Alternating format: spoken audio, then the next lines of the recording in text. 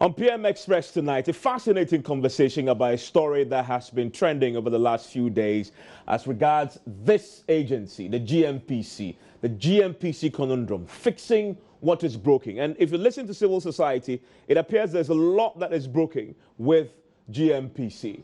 But it starts with a conflict between these two individuals you have in the background.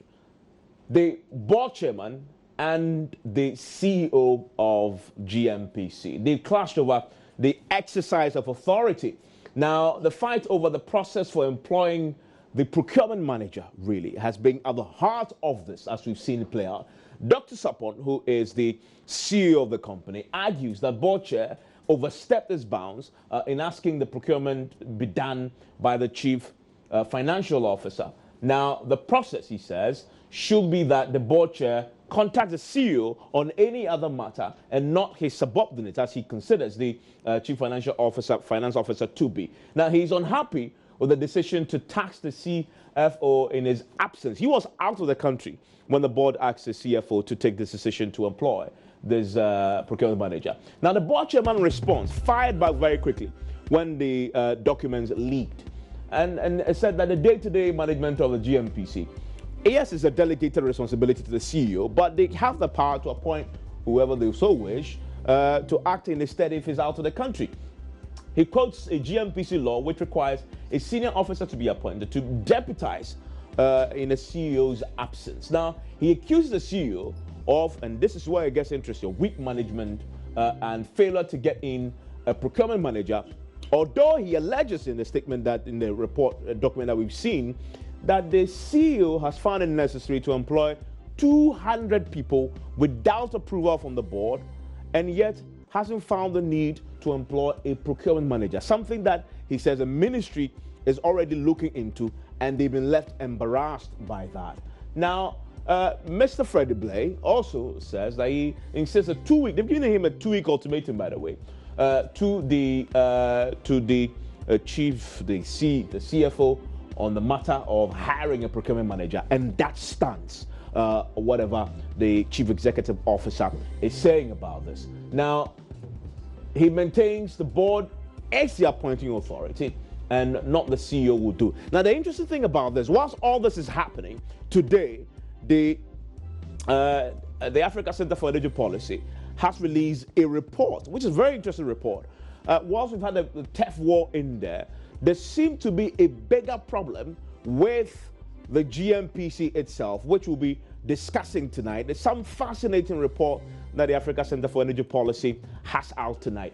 And you see that the society groups themselves reacting to this TEF war have talked about the politicization of the GNPC, and has been, which he says have been compounded under this particular government. The appointment of the former deputy youth organizer as a CEO of the GNPC Foundation by the board chairman, they point out, has been a particular problem as well. It is bad that the GNPC has moved from its core mandate of exploring oil into doing finance of expenditure of oil exploration. Now, this is an interesting area that ASEP has also picked on in his report as far as the budget for the GNPC is concerned. One of the fascinating things that you will learn tonight on the show is that the GNPC is budgeting to spend $43 million on corporate social responsibility. Now, this is where it gets interesting.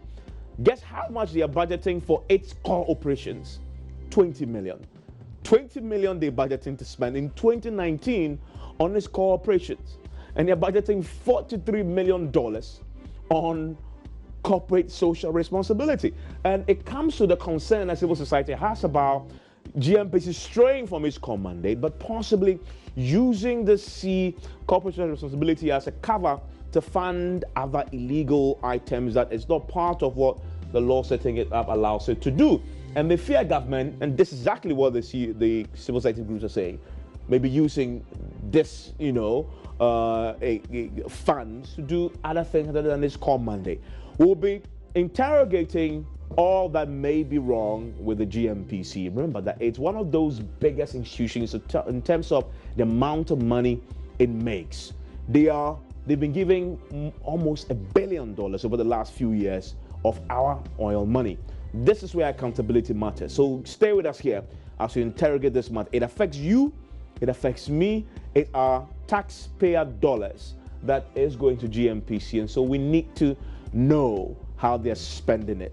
Stay with us here on PMS. When we return, we'll delve into the details.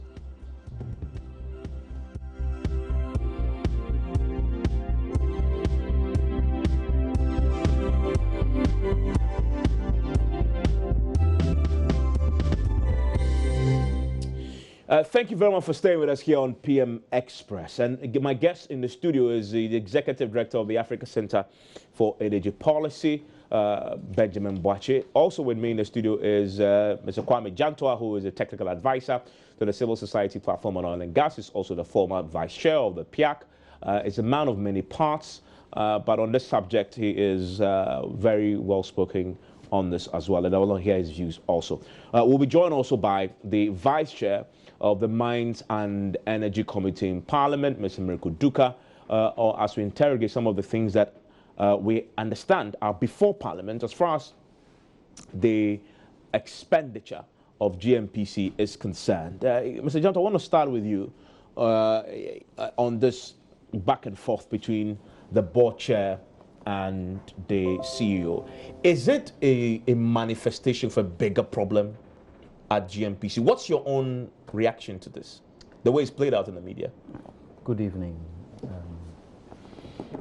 Mr. Evans. Good evening to Ben. Good evening to our viewers. You know, when I heard this, the first thing that came to me was there must be some underlying problem that has festered and brought it to this particular position, because the two gentlemen are seasoned people in society. They've held good government positions.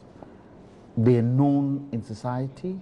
One is a seasoned politician, the other is a seasoned business person, has handled quite a lot of our institutions, TOR being one of them.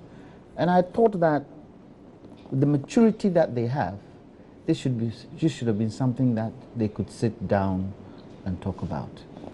If it so happened that the chief executive wrote this letter first to the board chair, I expected the board chair, being the board chair, would call him.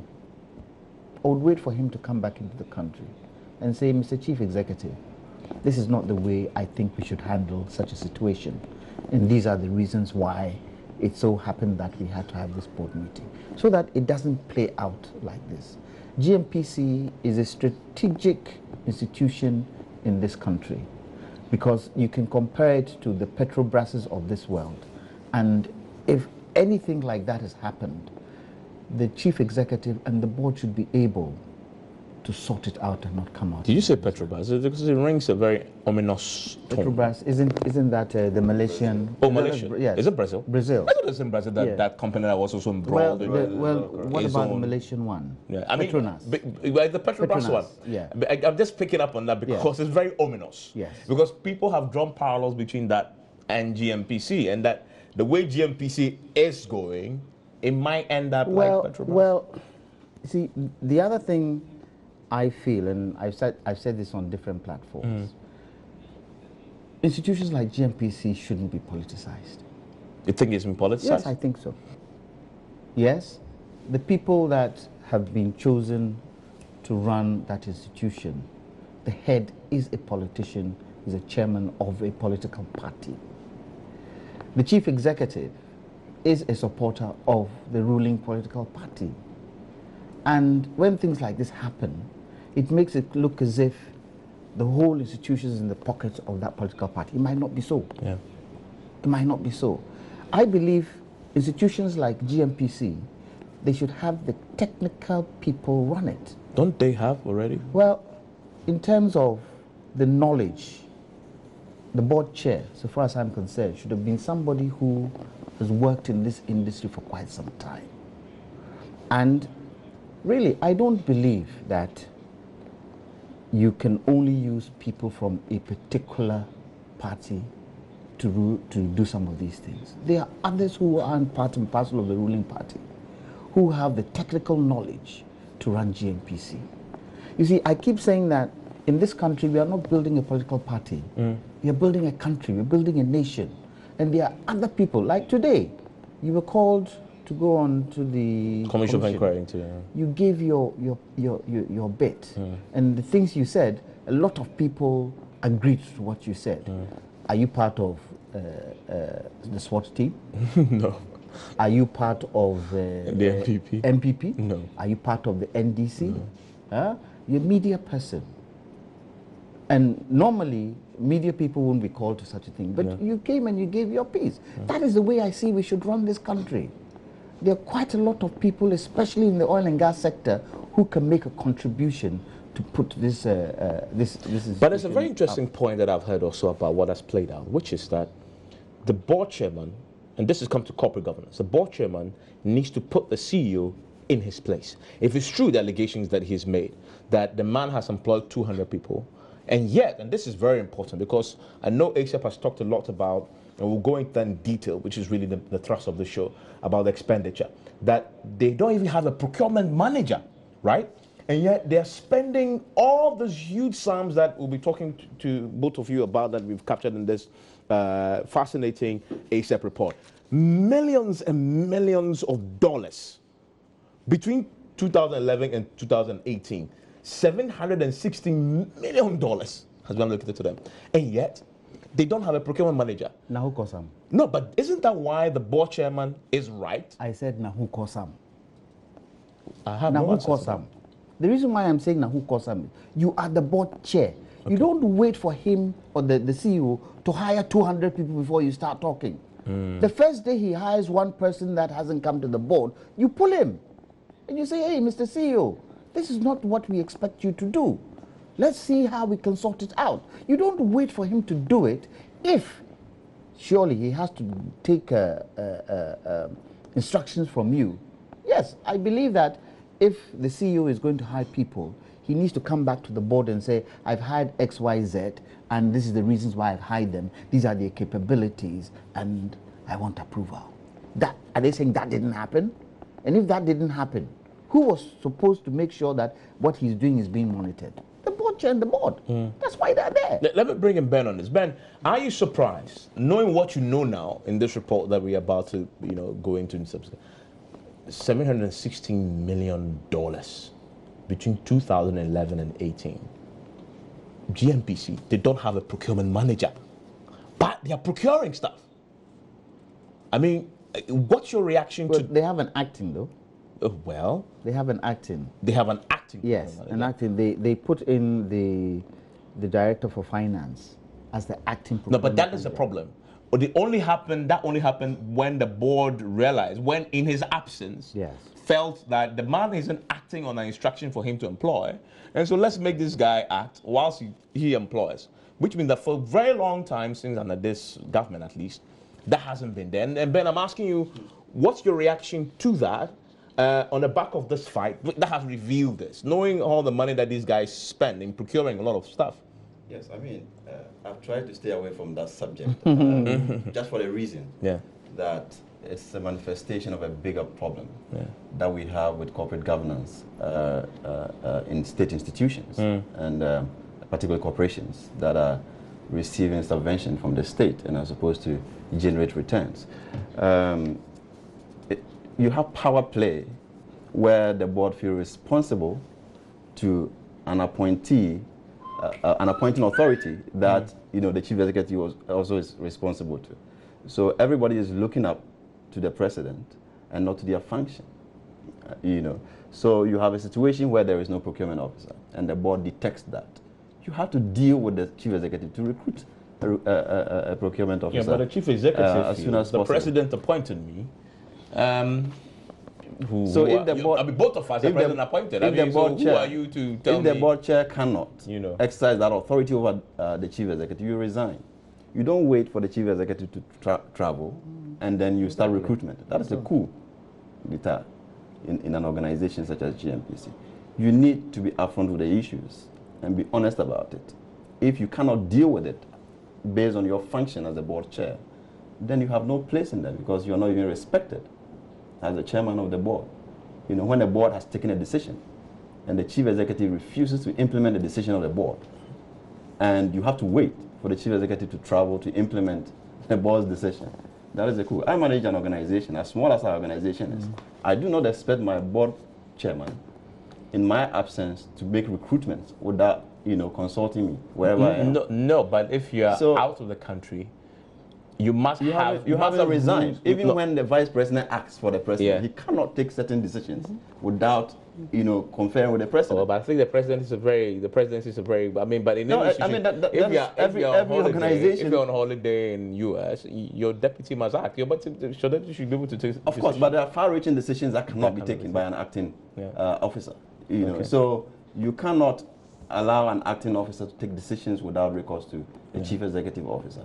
So I thought that if the board chair felt that his office or authority was being usurped or being undermined by the chief executive officer, he either sacked the chief executive officer, or if not possible, he resigns. Because the board chair should be able to fire the chief executive officer. The board should be able to fire the chief executive and recruit in consultation with the president. Mr. Jantua, you look at this playing out, and I guess the bigger question is, how is this affecting GNPC's ability to do its work when you have a dysfunctional system with political, guys at the top who can't agree, and they are fighting so publicly? I just shudder to think how this has permeated through the rest of GNPC and how that is affecting its ability to do the work that they do. It would affect the morale of the staff, wouldn't it? And it would put the staff in a certain position where they don't know, should we go to the board chair or should we go to the CEO, which is wrong. For an institution like GNPC, you do not want that to happen. So I don't even think it's the duty of the Minister of Energy to sort this out. Why? They answer to him. You know what's happening? Tell me. The chairman of the board feels, I was elected by the president. CEO also says, I was elected by the president. So you can't tell me what you're telling me. And I'm the board chair. You also can't tell me what you're telling me. They should go back to the appointing... so you say the president must act? Yes, he must act. And do what? He must act. He must call both of them and try and sort the situation out. I don't think it's a question of sacking anybody. I think it's a question of drilling down to what the actual problem is. There are, look, when you read the letters, you can see there's some underlying tension there that we don't know. They should try and sort that out, because GNPC is a strategic institution in the economy of this country. Look at the amounts of money you talked about. Look at what PIAC has also reported with regards to the amounts of money that is going to them, how they're going to use it, how they'll use it to make sure that they are doing the work that they are supposed to do with the money. So it is not an institution you can play around with. And I expect, unfortunately, the president to act. He put them there. He should act. Quickly. And you want to say something, Ben? Yes, I think, the answer is not resolving the rift, between the chief executive and the board chairman. The answer is in fixing the corporate structure and appointing who appoints. What do you want to see there? I think I don't doubt the capacity of Dr. Kekesapon or the board chairman. But where your allegiance is to an appointing authority rather than your role, and based on which you can be fired or maintained, then people rather want to please the appointing authority rather than delivering on the role that they've been appointed to. And I think that is where we need to really fix, where the president appoints everybody, but he has no, essentially, he cannot oversee all the institutions and monitor how these chief executives and board chairmen deliver. There are many board chairmen and chief executives who are working closely together, and the state is losing tons of money. So it's not about them agreeing or disagreeing, but what corporate governance structure are they operating by? How are they accountable to the people who own those institutions? But Evans, those are things that if that is the case, taking from where Ben has said, if that is the case, then we've got to look at the Constitution. Because I keep saying that the Constitution we have today has expired. It doesn't seem to be able to take control of some of the issues that are coming up today. And if that is the case, what has happened to the CRC report revision of the Constitution? I mean, I am dead against the president appointing every Tom, Dick, and Kwaku. I'm dead against it. Because there are certain institutions where you need particular types of people to run. And if the president sees fit to put political people there, what are we talking about? Yeah. Now, this is why what we are talking about, the feud, etc., and its ability to affect GNPC's work is important. I dare say that there's no other state institution in this country that recycles our taxpayers' money in the volume that GNPC does. And if you take GNPC out of the equation and these political interferences cripples his work, the economy will take a major hit. It can cripple us. Pay attention to a report that is out tonight from the Africa Center for Energy Policy. I want to quickly read through some of the highlights for me, and I'll bring in my guests to dissect it. And this is, pay attention to this. Between 2011 and 2018, this report that is just out tonight by ASEP says a total of $716.4 million. This is just 300 million shy of $1 billion has been given to the corporation as its share. Of course, I mean the net that we make from our oils. Now this is the part that really blew my mind. And if you want to simplify it, this gives a sense of the problem. Now the corporation plans to spend, according to the report, $43.05 million on corporate social responsibility for the 2019 year. However, how much are they budgeting for the operations? They are budgeting $20.3 million for operations. Now, just wrap your head around that. Corporate social responsibility. The organization is not obliged to. It's a core mandate. It's a choice. There's a discretion there how to spend the money. The discretionary spending is $43 million. The core responsibility, core operations, is $20 million. That is half what they are planning to spend on corporate social responsibility. And this is not coming from a secret document. This is budget before Parliament, correct? Now, another interesting thing I find in this report is that GNPC is committing $1 million, listen to this, to desktop studies and engagement with relevant stakeholders. Desktop studies and engagement with relevant stakeholders. It's going to cost us $1 million to do desktop studies and engagement with relevant stakeholders. And let me read what ASEP says in this report. It said, this is extremely high for the stated activities. Interagency discussions on the feasibility of the fertilizer production on Ghana is not new. Again, many private companies have explored the idea and engaged GNPC in the past on potential challenges to the possibility of a fertilizer plant. There's also the much talked about Takade refinery, which was in the NPP's manifesto, by the way.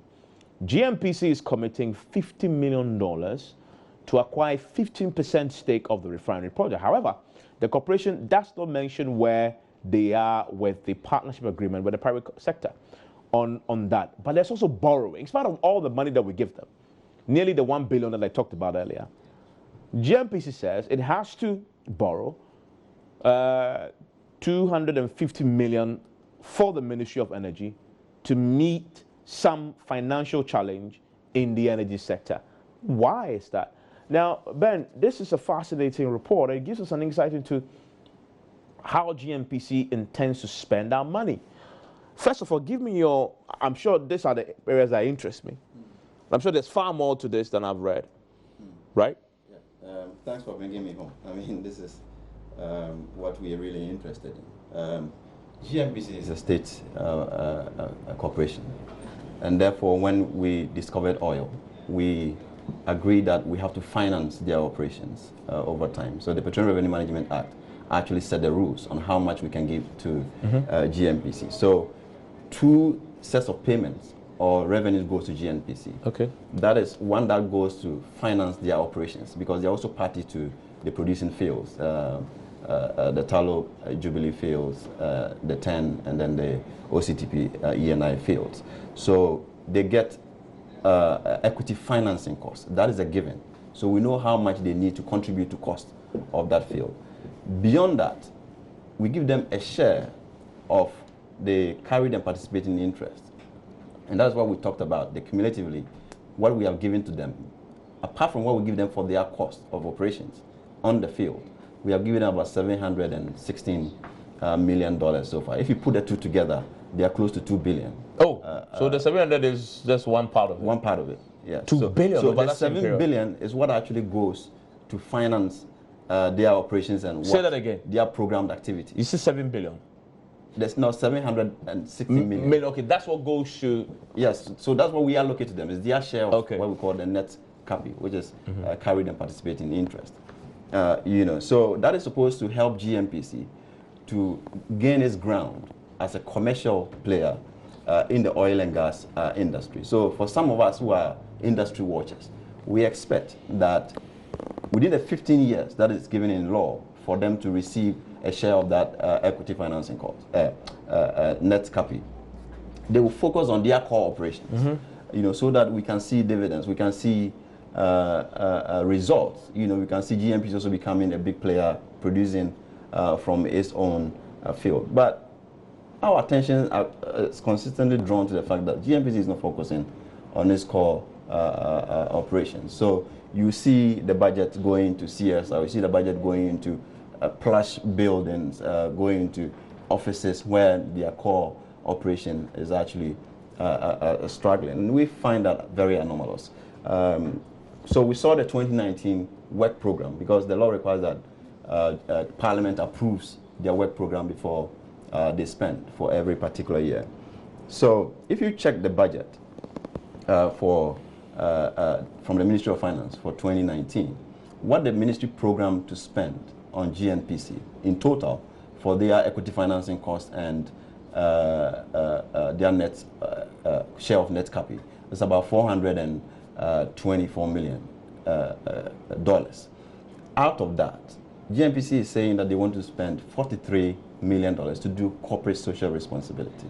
That is more than 10% of their overall cash flow, and that nobody does that. No corporate organization inject that kind of cash flow into corporate social responsibility. What is even fascinating is that if you take the 43 million, because what actually is coming to them, what is projected from the budget to be their share for 2019 is $84 million. Okay. So if you take 43 million out of $84 million, and then you take 20 million, which they are projecting to use for the Vortain Basin. And mind you, the Vortain Basin is the onshore petroleum prospects that we have given to GNPC to experiment with and see what oil they can find there. GNPC is spending about $20 million on that. So you add that to $43 million, the $84 million is almost exhausted. You have staff costs of $32 million projected. So what that means is that all the other expenditures that they want to have, they will have to go and borrow to be able to meet them. So that explains the $250 million. Exactly. So you are borrowing to do your activities, and yet you have the luxury to spend $43 million on corporate social responsibility. And we have been comparing the numbers. This is baffling. We have been comparing the numbers. And for example, if you look at some critical agencies of state, how much money we are giving to them. GNPC's financing of corporate social responsibility is about 200% bigger than what is going to the Ministry of Justice and Attorney General, for example. It's also about 250% bigger than even the sector ministry. You mean the Ministry of Energy, the total budget for the ministry from GOG. So GNPC plans to spend far more on corporate responsibility than the budget we give to the energy ministry, which is the mother ministry. And a lot of the ministries, if you talk about roads and highways, GOG budget for them, that's about 50% of what government of Ghana has budgeted for the roads and highways. It's what GNPC is holding for corporate social responsibility. And the argument really is, finance ministry gives them money, to focus on their activity. The ministry can decide that if GNPC doesn't have any core activity to work on, they can decide to withhold that money and give it to the relevant agencies to implement those projects. The roads, the clinics that GNPC is celebrating around, instead of delivering on the oil sector activity, we have various agencies that can deliver them. So the finance ministry can hold on to that money to say, No, you are not going to build a clinic. I'm giving it to the Ministry of Health to go and do that. But the finance ministry saw this budget before it went to Parliament. Finance ministry would have done cuts, and if they so this has been done with the approval of the finance ministry. So there are two things here. I mean, this is their program. Okay. The program activity goes to Parliament separately. Okay. They would have given their projections to the Minister of Finance to work with, and then they submit a full program to Parliament for Parliament to approve. So it is in that program that we are seeing the details of what they want to do, with their money, and that's where we are worried, because Parliament has to approve this kind of expenditure for GNPC. And we're going to be speaking to the Vice Chair of the Mines and Energy Committee shortly. Mr. Duka will join us on the telephone line in the next few minutes so that we can put a few of those things to him. But let me quickly bring in Mr. Janto, because there are other parts of this that I want us to interrogate.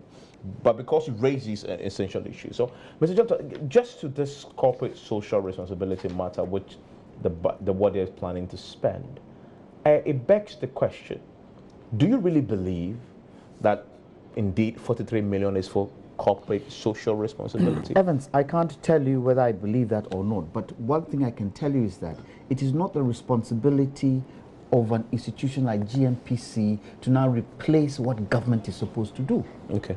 It's not up to GNPC to be building hospitals and schools in all the regions. That is government's responsibility. It's the party responsibility, not GNPC's responsibility. But anyway, shouldn't we look at their core mandate first before we look at corporate social responsibility? They're boring to do their core mandate. But I'm saying that we should look at their core mandate. We should, when their budget goes to Parliament, Parliament should question, what is your core mandate? Okay, Voltaire Basin is a core mandate of yours. How much do you need for that? Okay, forgive me. We've just been joined on the telephone line by the Vice Chairman of the Mines and Energy Committee, Mr. Duka. Hello, Mr. Duka. Thank you for your time here on PM Express. Thank you for having me. Fantastic. And I know you would have loved to join us tonight, but you couldn't. And so let's deal with this on the phone, as you may. In the studio with me here is your good friends from the Africa Center for Energy Policy, Dr. Ben Boakye and Mr. Kwame Jantoa, and they would like to interact with you as well on the issues that are before you. Let's start with the back and forth between the board chairman and the CEO.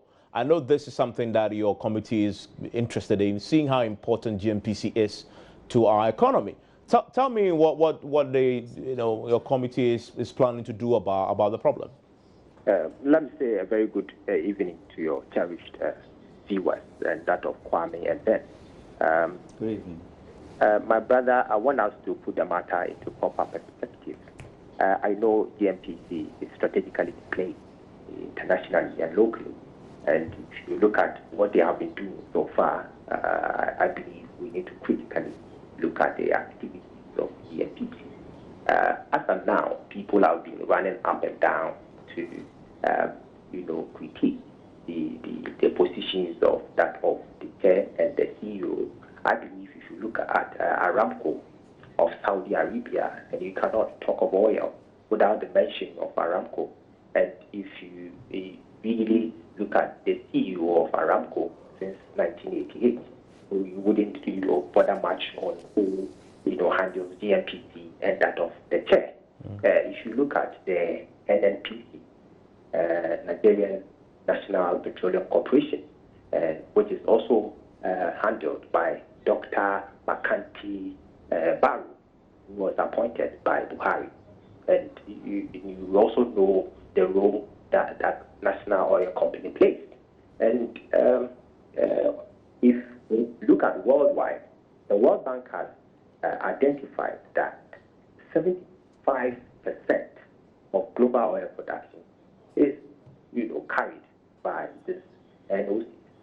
So internationally, NOCs play a key role. And those who manage these NOCs, both CEO, chairman, are politically inclined. And it's a fact. So we shouldn't just be running around why AK is the CEO and why Freddie is also the chair. I don't think it should be a matter for discussion. What is important is the content of the discussion, and that is where I would want us to, both our strength to. As I speak with you, the Committee on Mines and Energy will be meeting at GNPC on the 11th of March to look at their work plan, that of the budget. And I believe that is where we can look into the nitty-gritties of their activities for 2019. As of 2018, what we approved 28 million for their corporate social responsibilities and more than 100 million for their core mandate. And I believe we've done some assessment and it worth it. People will ask, what do they really do? They have this what we call the CAPI, the carried participating interest that we will pay to Jubilee, 10, ENI, and others. Obviously, the quantum will be huge. And if you look at the figures phenomenally, you may think that why are you giving GNPC so much? The question you need to also ask yourself is, what are they using the money for? And do we have capers to satisfy? It's really critical to know that GNPC has laws at hand. Now, if you come to the corporate social responsibility, you realize that previously GNPC was investing much in football, sponsoring Black Stars here and there, also sponsoring people to travel outside the country on scholarship and so on and so forth. And these were the things that really cost this nation. But when Dr. K.K. Sapon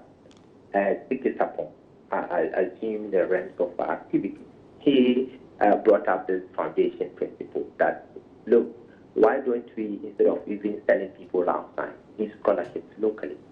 Why don't we have a foundation that will go into tangible things that we can see that in future, yes, we can show that the NPC did one or two things to support our nation. And these are the benefits that we had out of the project that the NPC embarked on. So critically, if we quantify the activities that they are doing, and I believe they have tabled one or two projects before us, we know they're doing well. The impact is felt in most of the regions and that of the constituencies. And obviously, these budget proposals or whatever they present before us are scrutinized, critically looked at, and we move to ensure that those we approve are also implemented accordingly. Mr. Duka, so you're saying that to me, that the 2019 projection to spend $43 million on corporate social responsibility, while only budgeting $20 million for its core operations, a corporate social responsibility budget, which is bigger than what we give to the Attorney General's office, which is bigger than what the Ministry of Energy has. You're saying that it is justified?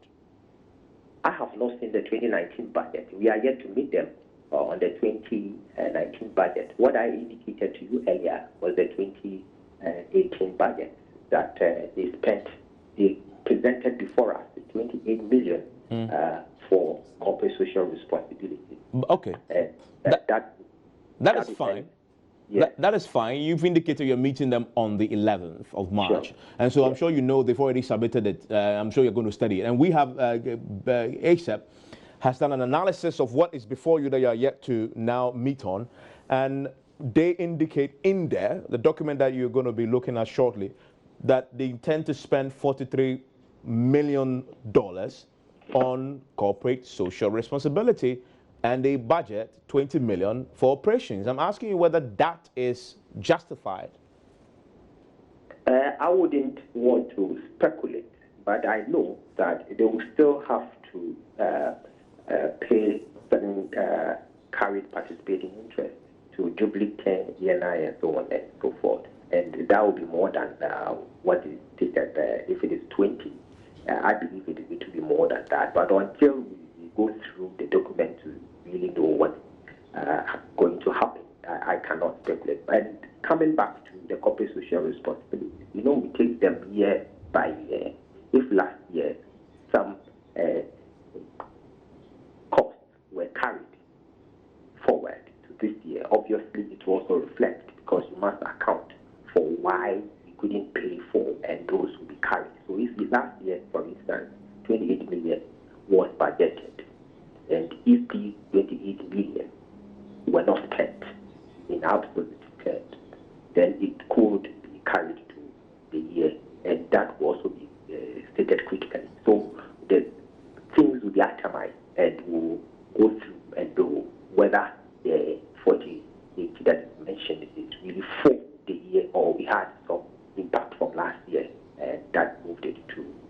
40 and above figure. Mr. Duka, can you hold the line for me? Ben, you've heard the Vice Chair. They're going to look at this on March 11th. Yes, I mean, this is a document that is, March 11th is maybe 2 weeks away. Yeah. And I have had this document for almost a week now. So for Honorable Duka to have had it, I mean, that is even intriguing. So, Honorable Duka, do you have this document or not already with the committee? I have copies of the document. He has copies of the document. okay, all right, yeah. So I think it's the same document that we actually diagnosed and looked at. And I must also clarify, I mean, when we say GNPC's operations, I mentioned two categories of disbursements that goes to GNPC. They are financing of equity financing costs, which is a given, goes to them. But they are also given a share of net capi, which is supposed to finance their own independence, if I should say so. What will make GNPC independent? What activities are they identifying to venture on their own to become an oil producer or a commercial operator in the future? So out of that, Finance Ministry gave them $84 million for 2019, and they are projecting to spend $43 million on corporate social responsibility, $20 million on their cooperation in the Voltaire, and then also their subsidiaries that are operating in the sector. So that is where we have concerns. So it means that you're going to borrow to be able to offset your other deficits that are arising as a result of salaries and other things they want to do, like building their headquarters in Accra and also the offices in Takoradi and all of that, as well as their other investments that they want to do.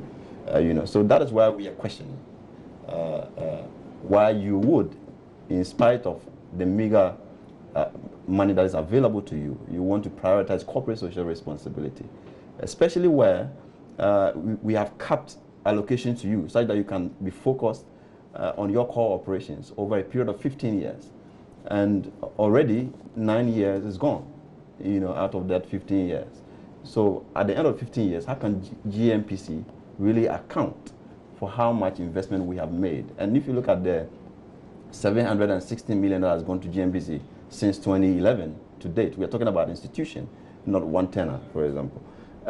You would find expenditures on corporate social responsibility, on staff cost, and on buildings Mr. and Lucas fixtures. says that what you've seen for the 2018 corporate social seems to be justified.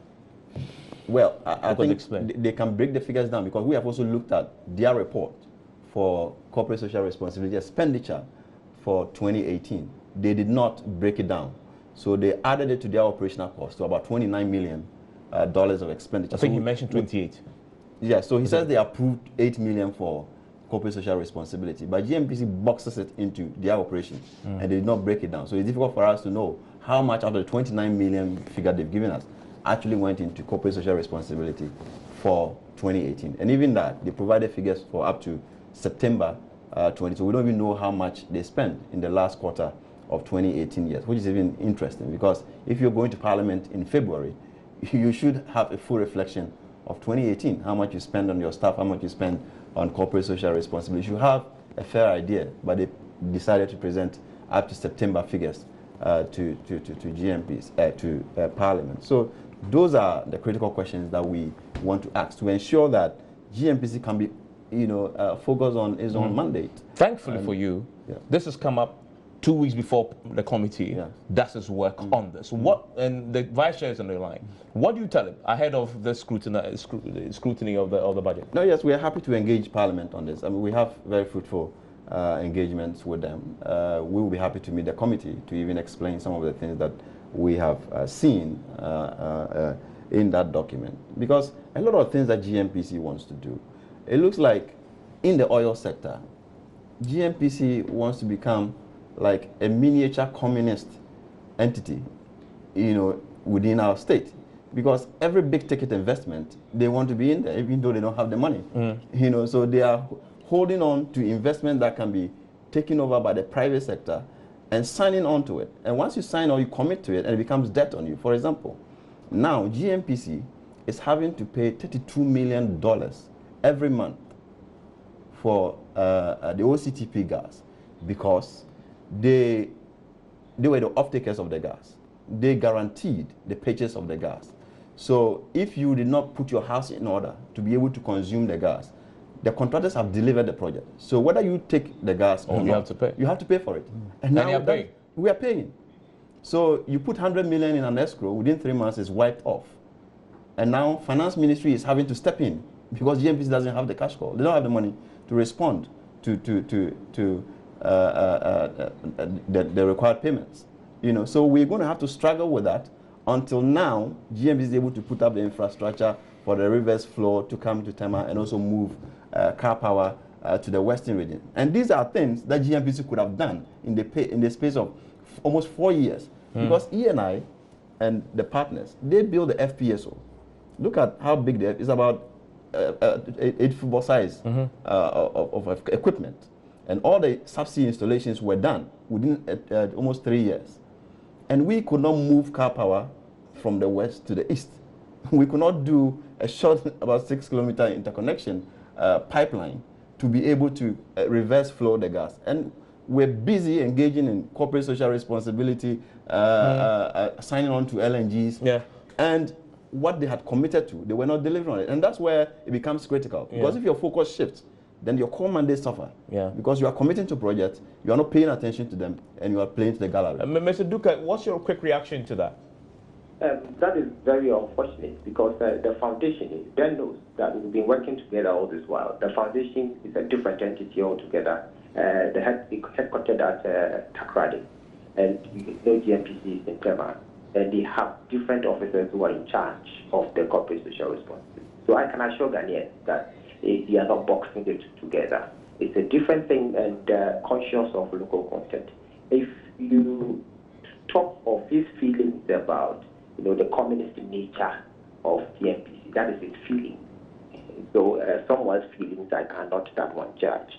But there is a work plan for GNPC, and that work plan is what Parliament approves. And we've been going through to ensure that the work plan fits into the realities and the future perspectives of GNPC. Recently, if you recall, you had a discovery, and that is also positive going forward. And these are things that GNPC has been contributing immensely. And I will say that, yes, we ready to engage, except we're ready to engage all stakeholders to make sure GNPC strives positively, not just to, critique and put it aside. Or what do we do? We've all been touting local content. What do we want to ensure? Do we want to take over as Ghanaians from this international oil company going forward? And if there are issues to be addressed, then we address them as that, but not a matter of GNPC going in. I would have loved for our current stating interests to have gone higher than what we have it now. And that one expands the base of GNPC, and obviously your capers for everything grows up. So it's not a matter of just looking at GNPC as a local entity that should not grow. If what we are investing in the corporate social responsibilities, we misapplying them, it's a new page that we can all discuss.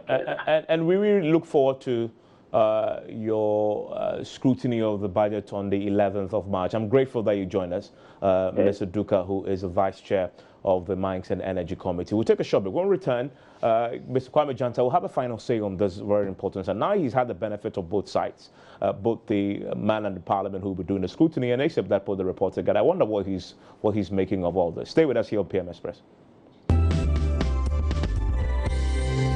You are still live on PMS. Mr. Kwame Janto, your reaction to everything you've heard? Evans, when you consider the quantum of money going into GNPC, it is so important to be able to itemize every line as to what you're spending the money on.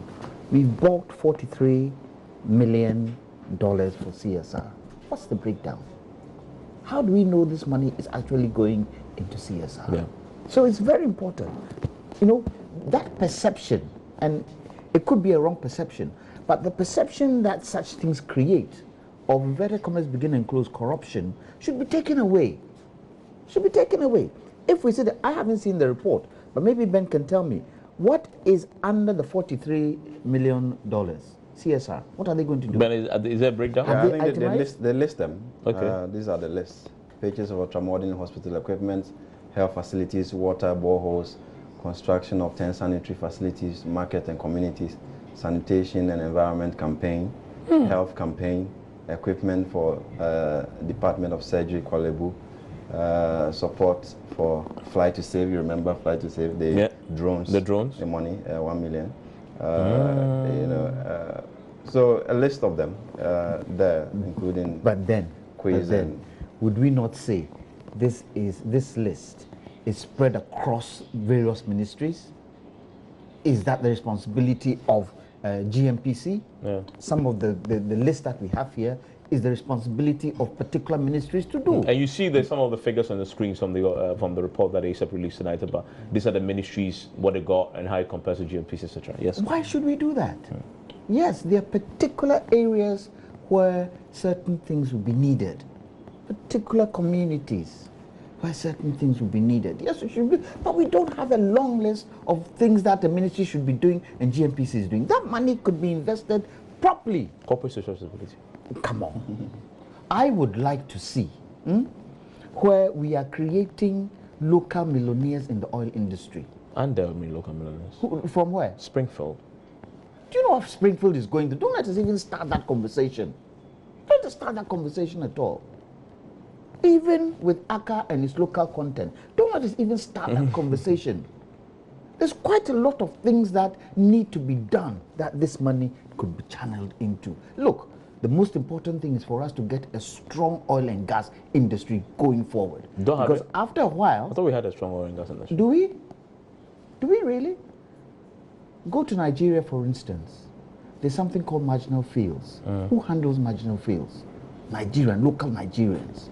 Some of them are producing 20,000 barrels, 15,000 barrels. The money is staying within the country, is going to the banks. That's the kind of thing we want to see. So if GNPC comes today and they say XYZ company are trying as much as possible to get into the industry, we are also doing that. Let's support them to do it. Wouldn't that be better? Okay. Because through that, we employ our own people.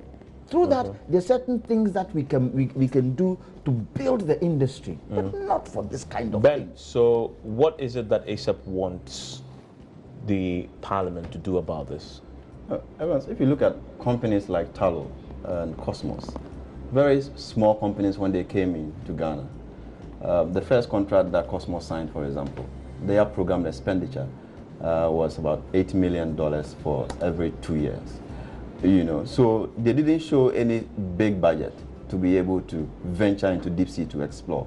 GNPC has far more than that to do what is needful and be more focused. Because of time, on their own. Give me the quick recommendations on this on the back of the revelations and analysis you've done. Very quick. Yeah, so I think Parliament has to be much more decisive. Should they approve this? They shouldn't approve this. They shouldn't really approve the CSR budget and a lot of the things that they want to really put money in. Okay. They should push them to focus on becoming a player in the sector. That's Ben Boachi. He's Executive Director of the Africa Center for Energy Policy. He also had Kwame Jantua, who is the technical advisor to the Civil Society Platform on Oil and Gas. Earlier, he had the Vice Chair of the Mines and Energy Committee. My name is Evans Mens. Enjoy the rest of your evening.